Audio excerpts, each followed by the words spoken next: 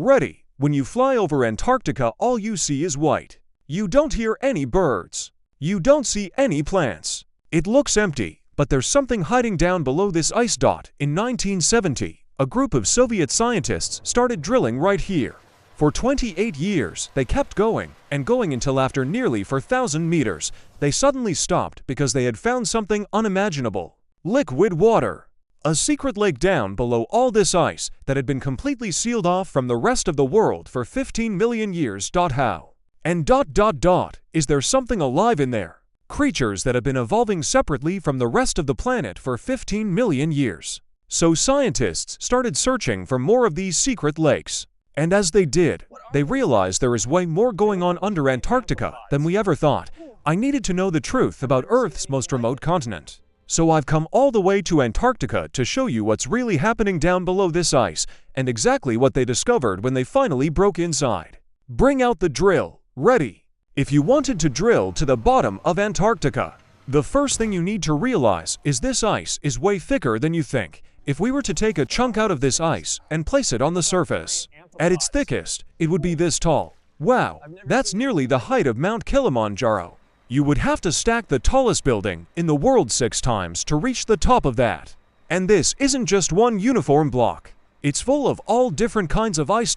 And if you looked into the hole left behind by our chunk, you'd see land. So as we start drilling, at first we're passing through snow, which is surprisingly scarce here because Antarctica is the driest, coldest, windiest continent on Earth. It's technically a desert.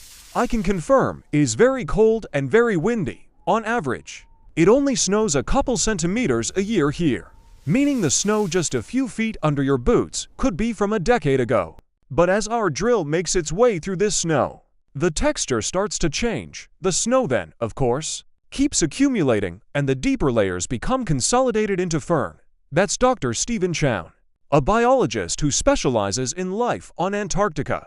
He's leading the trip I'm on with the White Desert Foundation Science Week. It supports scientific research in Antarctica.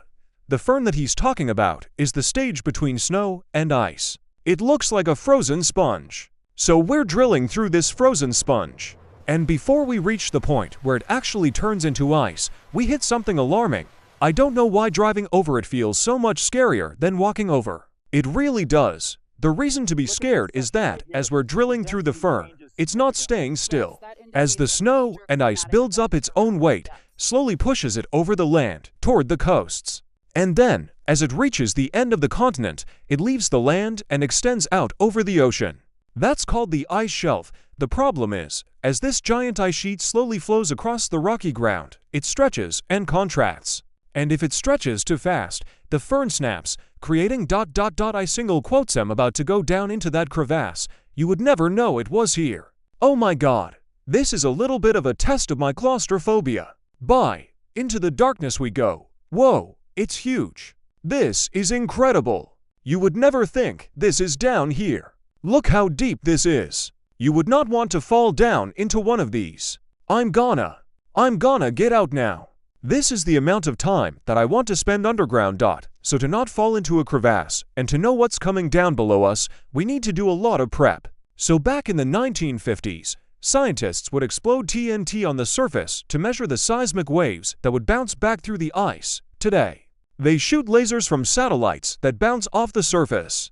And any wrinkles or sagging give us hints at what's below. TNT, space lasers. Scientists are awesome. But to really get underneath in detail, they mostly shoot ice-penetrating radar down from planes like this plane. They crisscross the continent, filling in a picture of what's really underneath Antarctica. And what they can now see is the outline of an ancient world. It's not flat. There's a trench deeper than the Grand Canyon. A completely hidden mountain range that rivals the European Alps, evidence of a massive impact crater and the largest volcanic region on Earth. But in the late 60s, as they were flying these ice-penetrating radar planes, they suddenly spotted something especially strange. They also saw these weird depressions, a really big one, like flat spots. Yeah, sort of a tiny depression. That earlier research with the TNT had hinted that there was something odd here too. And that Soviet drilling team? They're drilling right on top of it. So let's go deeper. The deeper we go, it's like we're going back in time, layers upon layers stacked on top of each other. The pores in the spongy fern get squished, and the air inside gets locked in, creating little bubbles from that time in history. So now we're passing the Renaissance, the Roman Empire, ancient Egypt, when humans started farming.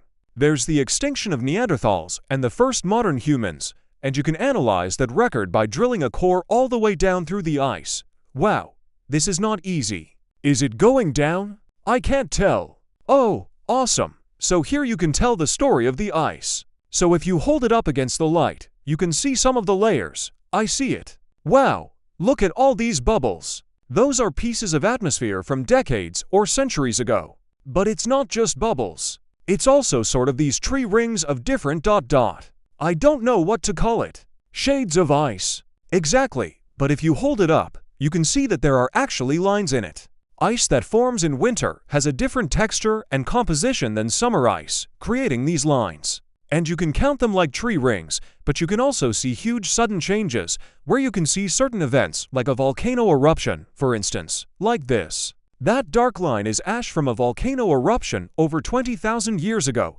And as I was looking at these layers of exposed ice, I realized why scientists said we're not allowed to do something while we're hiking on Antarctica. This is why you can't pee on the ice. Because if you did, one day some descendant of yours would be taking an ice core in Antarctica, and they'd dig and dig and dig, and they'd pull it out, and they'd say, "What's that yellow line?" It's a funny way to understand what's really so important about this ice. It's this incredible record of Earth and life on Earth that we can learn from.